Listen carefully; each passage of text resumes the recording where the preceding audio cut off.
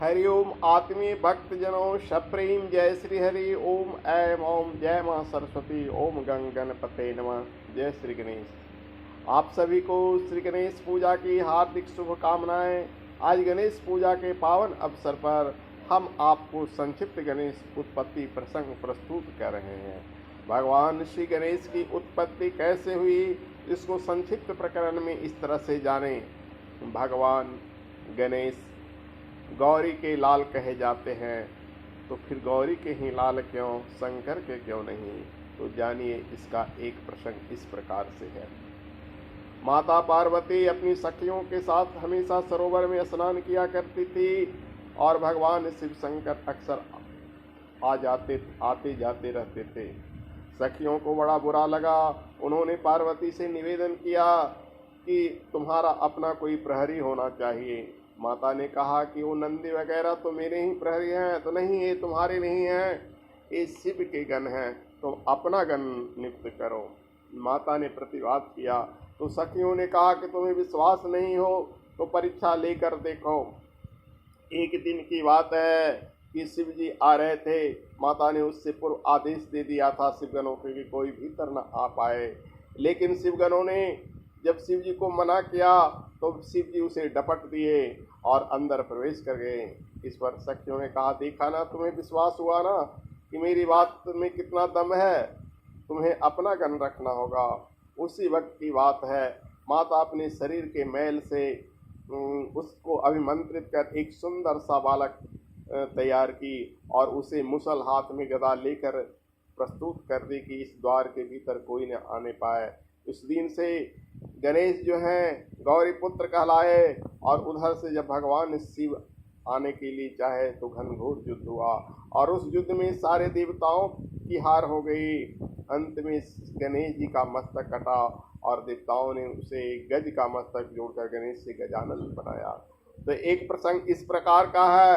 दूसरा प्रसंग इस तरह से है, मैंने संक्षिप्त में बताया क्योंकि कम समय में ये वीडियो प्रस्तुत कर रहा हूँ। दूसरा प्रसंग है, माता पार्वती संतान के लिए बहुत सा तप की, फिर भी उन्हें संतान न हुआ तो उन्होंने भगवान श्री कृष्ण की आराधना की, पुण्यक नामक व्रत किया, जिस व्रत के प्रभाव से उन्हें एक संतान की प्राप्ति हुई।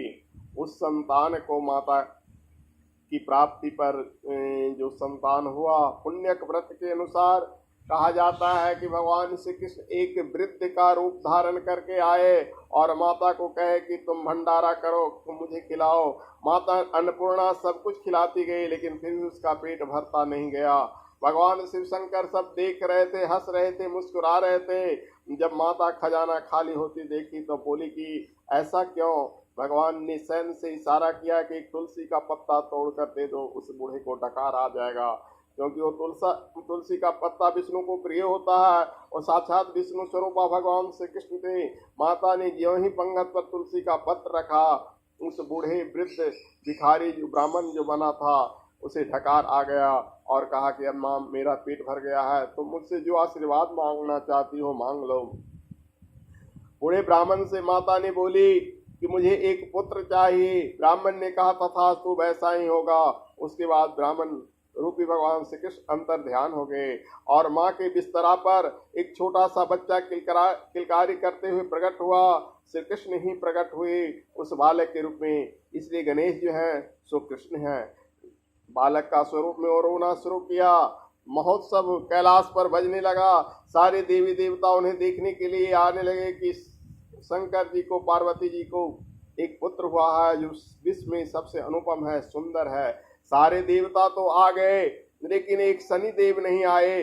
माता ने कटाक्ष किया कि हे शिव शंकर, शनि आपका भक्त है, लेकिन शनि को क्या जलन हुआ मेरे पुत्र से जो शनि नहीं प्रकट हुआ।